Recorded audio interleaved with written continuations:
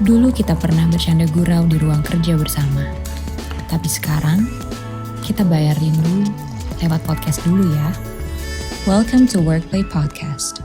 With me, Audira Amanda. Halo teman Workplay, apa kabarnya? Semoga baik-baik aja dan bahagia ya. Nah, hari ini aku mau ngobrol-ngobrol soal fenomena jualan atau bahasa kerennya side hustle yang makin marak nih emang di kala pandemi ini. Nah, mulai dari jualan makanan, minuman, baju rumah, baju tidur, dan ada juga MLM. Nah, dengan adanya pandemi ini di saat yang memang nggak pasti kayak sekarang, apalagi aku turut sedih juga sih untuk banyak teman-teman yang memang banyak yang kehilangan mata pencarian mereka gitu, termasuk saya. Jadi aku berpikir sepertinya berjualan itu adalah opsi yang memang termudah dan yang paling aman gitu, yang kita bisa lakukan untuk menyambung hidup. Nah, intinya tuh sekarang semua orang itu butuh yang namanya financial security, ya nggak sih? Walaupun kita masih punya pekerjaan, tapi kita juga nggak boleh terlena gitu. Kayak kita harus punya backup plan. Jadi karena kita tuh nggak pernah tahu apa yang nanti akan terjadi di kedepannya gitu. Nah, hari ini aku mau ngobrol ditemani sama Dokter Gigi Danar dan juga Nindya. Mereka sebagai ini ya praktisi dagang ya, Ibu ya. Praktisi. Halo, apa kabarnya Danar, Nindya? Hai, Audira dan Nindya. Alhamdulillah. Lagi sibuk apa, Bu? Lagi sibuk apa, Nar? Sibuk apa ya? Ya itu sibuk jualan-jualan. Terus praktek laktasi juga masih. Sama ngurus rumah, ngurus anak, ngurus suami gitu. Oke.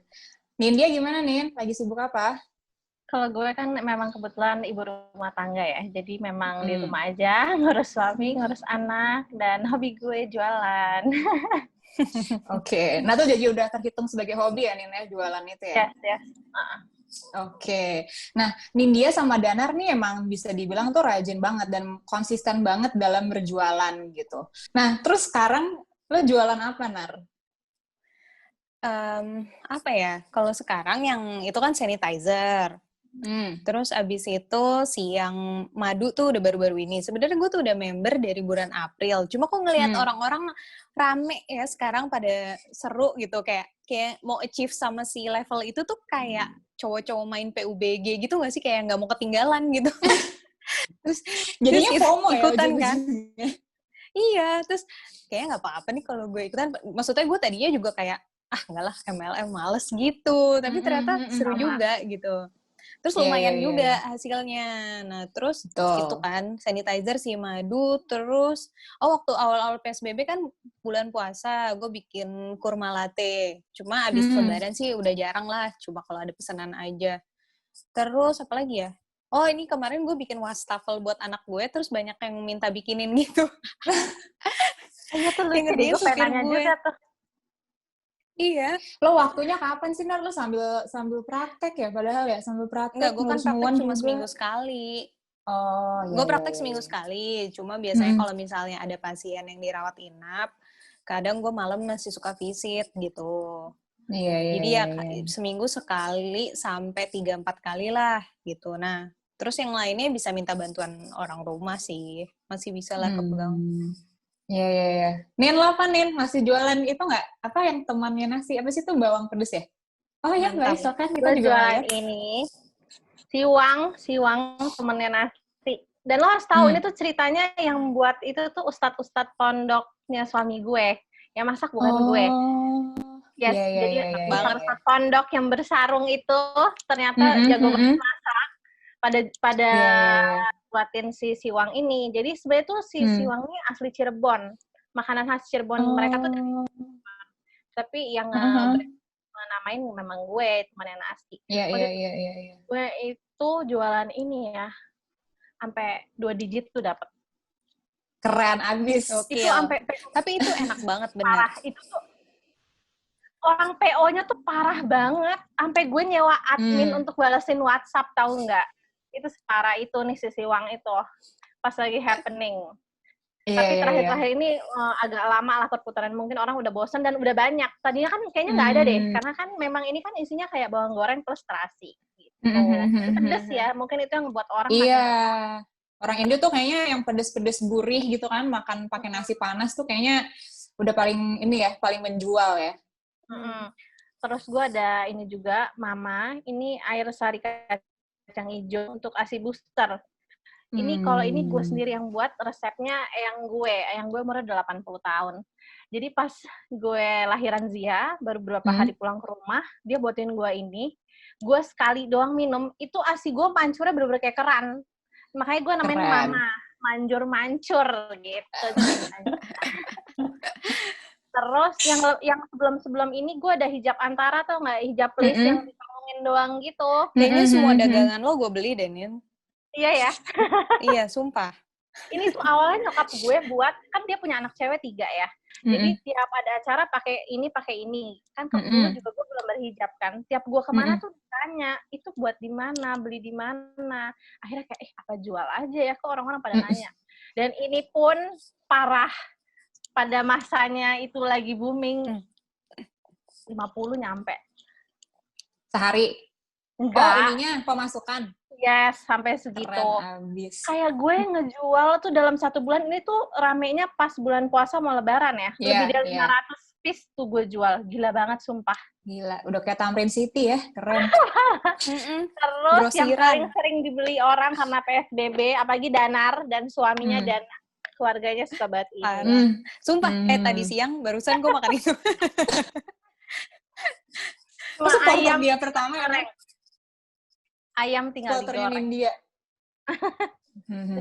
Jadi emang sebenarnya harus kayak gini ya, harus always be selling gitu. Jadi kayak lo kemanapun UJ gitu, ujung-ujungnya jualan. Jadi kayak orang tuh harus tahu lo emang jualan, jadi orang tuh beli gitu kan. Lo harus pede juga gitu.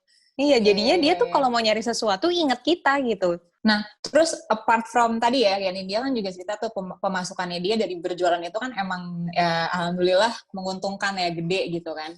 Nah, tapi sebenarnya awalnya ya gitu, even sebelum pandemi ini kan kita udah pernah jualan ya, kayak apalagi kan kalian berdua udah lebih konsisten gitu kan.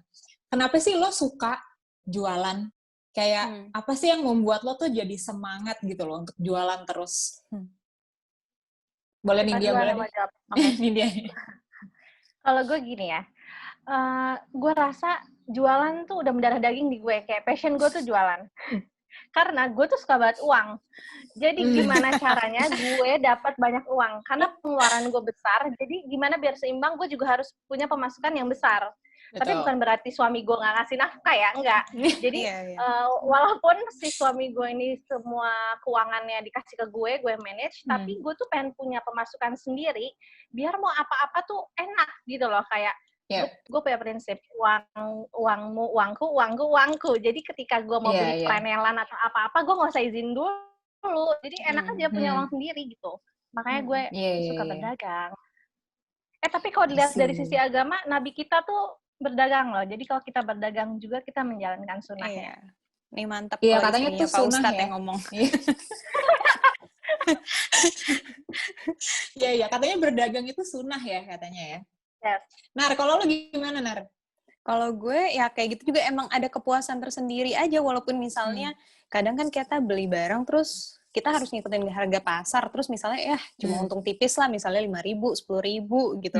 Tapi kalau udah dapet tuh kayak seneng, terus apalagi kalau lihat respon orang yang udah beli gitu, kayak puas nih sama barangnya atau sama buatan kita gitu, kalau masakan gitu kan. Jadi seneng juga, bisa lebih bermanfaat buat orang lain, gak cuma nyuruh-nyuruh belanja doang gitu loh gitu. Iya. Jadi kayak sebenarnya tuh jualan tuh nggak hanya tentang uangnya ya, maksudnya ya memang faktor utamanya sih uang sih, emang pas lo cipratan tuh kayak siapa yang gak suka uang menurut gue sih, nagih gitu kan. Cuman kayak memang ada hal-hal yang kayak bisa dibilang tuh kayak accomplishments kali ya, kayak small wins yang lo tuh dapet, yang lo bisa rasain dari berjualan itu gitu. Kayak mungkin kayak tadi Danar bilang ya, misalnya kayak hal seminim misalnya gue jualan produk gitu, ternyata produk gue bermanfaat nih, ternyata cocok sama pembelinya, terus jadi kayak mereka juga jadi lebih sehat gitu misalnya. Itu kan udah jadi kepuasan sendiri ya. Atau misalnya seminim kayak kita kan suka kalau buka e-commerce tuh suka taruh di cart ya, mungkin bayarnya bisa berapa bulan kemudian. Nah itu bisa akhirnya di check out terus dibayar, terus dikirim tuh kayak udah happy banget. Iya, bener. Gue kan pernah nyoba bikin nursing wear juga, terus itu gue masukin di Shopee gitu. Terus apalagi kalau yang beli tuh bukan teman, kita nggak kenal gitu, itu rasanya lebih kayak, ada lo yang tertarik sama jualan gue dan beli beneran gitu. Terus kalau kayak di marketplace kan kayak ada status-statusnya gitu kan. Biasanya kita cuma beli, sekarang gue jadi penjualnya gitu. Kayak seru aja. Kayak ya seneng aja gitu ngerjainnya. Ya apalagi untuk ibu rumah tangga di rumah yang monoton kegiatannya ya. Anak dapur itu tuh ada kayak kepuasan sendiri gitu loh. Jadi kegiatannya nggak monoton. Jadi lebih produktif. Setiap hari itu harus produktif. Nah, ini kan kita udah ngobrolin nih ya, seneng-senengnya nih gitu kan, seneng-senengnya berjualan ya. Mungkin juga kayak sekarang kita kan juga seneng nih di masa pandemi ya, kayak kita kan juga lagi minim interaksi banget kan, jarang ketemu teman, mungkin boro-boro mau kenalan sama orang baru gitu. Terus apparently kayak bisnis-bisnis berjualan gini tuh akhirnya malah kayak mempertemukan kita dengan orang-orang baru gitu nggak sih? Jadi lo jadi punya teman lagi, terus kayak kenalan sama orang baru, abis itu lo juga produktif dan menghasilkan gitu. Jadi kan kayak win-win banget ya gitu sebenarnya. Nah, apart dari seneng-senengnya nih, ada dukanya nggak sih selama sekian tahun berjualan ini gitu? India boleh deh Nin, duluan Nin. Kenapa Nin? Beberapa minggu ya, gue sempat nge-post di Instagram. Gue mendapat komen yang kurang enak gue menerimanya kurang enak, tapi nggak tahu kalau orang lain ya, kayak bilang, Kak, lo kok jualan mulu sih? Apa juga dijual, emang kurang ya uang dari, dia nyebut laki gue, maksudnya dari suami lo kurang ya, dia ngomong kayak gitu. Buset.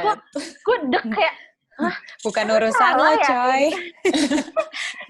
Emang salah ya gue kayak gini, emang ngerugiin lo apa gimana kalau bisa ngomong kayak gitu. Yang gue nggak suka, dia menurut gue sangat cross the line, dia mencampuri urusan rumah tangga gue. Iya. Apalagi keuangan, lah kok gue emosi. hal yang sensitif kan. Suatu hal yang sensitif gitu loh, ngebahas uang. Kok biasanya lo ngomong kayak gitu, beli juga enggak padahal gitu sih. Dan kadang kita juga yang biasanya ngomong kayak gitu pasti yang nggak beli. Padahal gue cukup dekat sih sebenarnya. Tapi gue nggak tahu ya dia ngerasa apa enggak. Gue nggak tahu dia ngerasa apa enggak dengan gue update kayak gitu. Tapi lo menanggapinya apa waktu itu? Terus gue bilang, lah, gue tuh bener-bener speechless kayak diam. Enak aja lo, gue kayak gitu. Enak aja lo, kalau kayak gitu sih. Kayak gitu doang. Tapi di berapa detik bingung meresponnya tuh kayak apa gitu loh. Itu berbekas sama gue sampai sekarang. Jadi gue kayak ketika mau mengupdate sesuatu jualan, gue takut ngerasa, ganggu orang gak sih updatean gue gitu loh. Gue kadang suka takut merasa annoying juga gitu. Apalagi kita sekarang kan menggunakan sosial media sebagai media kita untuk berjualan kan. Iya, betul. Kadang suka takut. Jadinya kayak nge-spam gitu gue ya. udah gak jualan lagi karena gue gak update. Akhirnya mereka pada japri. Japri terus DM, udah gak jual ini ya gitu. Makin nyari loh ternyata. Udah mulai dicari ya. Nar, lo gimana Nar? Ada duka-dukanya nggak? Atau mungkin pernah kayak India juga minder sendiri gitu? Ya? Nggak, tapi insecure sih ada sih. Awalnya kayak, gue ganggu orang nggak ya? Ntar gue di-unfollow nggak ya? Gitu. Terus, tapi lama-lama gue mikirnya kayak, ya udahlah kenapa gue mesti ngerasa insecure dan ngerasa malu dan ngerasa takut, toh mereka juga nggak ngasih gue duit. Terus ada lagi misalnya kayak gue kan suka buka PO gitu. Tapi misalnya ada yang udah pesan-pesan tapi kasih invoice di DP enggak, di ngabarin nggak jadi juga enggak gitu kan. Kadang kita kan udah modalin duluan gitu. Tapi ya kadang-kadang alhamdulillah kalau emang rezeki ada, maksudnya yang tadinya mesen terus nggak jadi ya ada aja sih yang ini. Cuma kan attitude-nya orang tuh yang bikin malah gondok gitu loh gitu. Itu aja sih kalau gue nggak, alhamdulillah belum ada yang kayak Nindya gitu. Jangan sampai amit-amit. hit and run gitu udah ada ya Nar ya, tapi nggak lu Iya blok ada. kan? Enggak, maksud gue ya sebenarnya kayak kita kalau jalan-jalan ke toko, ke PIM gitu mau beli barang nggak jadi itu kan sebenarnya nggak apa-apa. Cuma ngomong gitu loh, jangan lo gantungin penjualnya. Kadang kan orang Betul. ya kalau gue alhamdulillah, maksudnya gue modelin, gue masih punya simpanan lah buat tabungan masih ada gitu. Tapi kalau orang yang uangnya cuma sepas-pasnya, udah nalangin lo, terus habis itu lo nggak kabarin dia lagi kan kesian gitu. Iya, Itu sih betul attitude banget. orang sih yang suka nggak menurut mereka nyepelein gitu. Iya. Nah, jadi berarti memang sebenarnya tuh berjualan ini tuh juga ini ya, tempat kita untuk berlatih mental ya sebenarnya ya. Emang benar-benar belajar gimana tuh kayak untuk nggak baper sama orang. Karena kan pasti ya ada aja lah ya nyinyiran orang atau mungkin yang ya kelakuan-kelakuan pembeli yang agak bikin kita elus dada gitu ya. Jadi memang emang juga jadi kasih semangat ini sih, emang jadi belajar juga ya untuk kayak terus maju aja gitu. Jadi kalau emang ya belum rezekinya cari lagi aja gitu ya. Iya, dan maksudnya juga jangan takut punya saingan karena rezeki itu udah ada yang ngatur. Kayak nih, kita bertiga kan kebetulan jualan produk yang sama. Ya. Iya. Iya, maksudnya nggak usah takut, pasti rezeki kita udah ada lah porsinya. Betul banget. Nah, ini sebagai praktisi dagang ya, ibu-ibu sekalian gitu ya. Apakah sekiranya tuh ada tips-tips mungkin buat teman-teman yang juga mulai-mulai berjualan atau yang memang udah lagi jualan gitu, boleh dong di-share, Danar, mau duluan? Apa ya tips-tipsnya sih? Kalau mau jualan ya jangan malu gitu, mau pakai platform lo yang termudah kan sekarang pakai Instagram gratis gitu. Terus habis itu kita bisa dapat marketnya ya teman-teman kita dulu gitu. Kalau misalnya oke kan nanti dari mulut ke mulut dia bisa ngomong ke orang-orang lain terus jadi nyari kita juga gitu. Terus jangan baper misalnya kita jualan terus teman kita nggak beli gitu. Ya nggak apa-apa kalau dia nggak beli, kan belum tentu dia perlu, atau misalnya mungkin dia lagi keuangannya budgetingnya nggak nyampe ke situ, apalagi lagi masa pandemi gini kan.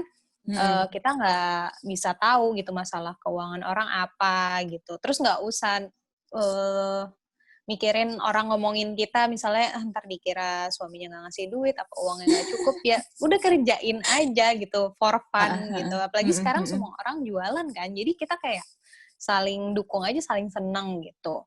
Itu aja sih. Oke, terus gimana Nin? Dari lo Nin tips-tipsnya? Ya sama sih, kurang lebih ya. Pokoknya jangan malu kalau jualan, toh kita nggak merugikan orang gitu loh. Emang lo ngebiayain hidup gue? Enggak kan? Pokoknya maju terus, semangat terus selama yang dijalanin itu halal, yang dijual juga halal. Dan lebih ke ini sih, dengan kita jualan, sekeliling kita tuh kebantu. Kayak misalnya nih, gue jualan si ASI Booster Mama itu. Secara nggak langsung, kita ngebantu pedagang si kacang hijau. Terus gue jualan ASI Booster itu membantu si para busui yang membutuhkan. Terus ngebantu supir-supir ojol juga yang nganterin si ASI Booster ini ke customer. Jadi putar aja gitu loh rodanya. Itu aja sih. Jadi dengan dan salah satu alasan gue kenapa berdagang dan membeli dagangan orang adalah karena ya itu kita memutar roda perekonomian orang lain juga. Setuju kayak banget. supir Gojek, terus abis itu tukang kardus lah, tukang apa lah gitu loh. Tukang plastik, ya kan? Iya, betul banget. Jadi kayak intinya kita tuh nggak usah malu untuk berjualan atau bahasa kerennya punya side hustle itu ya, karena kita juga butuh financial security itu, dan kita tuh juga nggak usah mikirin banget orang tuh mau ngomong apa, karena kan yang dapat duitnya kan kita ya, bukan dia gitu kan. Jadi kita optimalin aja apa yang kita bisa, kan rezeki juga udah diatur ya, semoga memang rezeki kita ya dapat cuan yang berlipat-lipat kayak Nindya gitu ya, amin. Terus mungkin ini kali ya, kalau misalnya main job kamu jangan sampai terganggu atau ditinggalkan, karena kan kamu punya tanggung jawab gitu kan. Jadi tanggung jawab itu harus dijalankan gitu kan. Nah, jadi ya tadi kata Nindya juga kan, jadi asal kita jualannya juga caranya benar, nggak ada niat buruk gitu kan sama orang lain, ya jalanin aja gitu kan. Karena kita tuh nggak pernah tahu rezeki itu bisa datangnya dari mana. Walaupun katanya dia tuh bisa datang tiba-tiba, tapi kan kita juga mesti upayakan, iya kan? Tetap usaha. Yes, oke. Thank you banget Nindya, Danar untuk sesi ngobrol hari ini.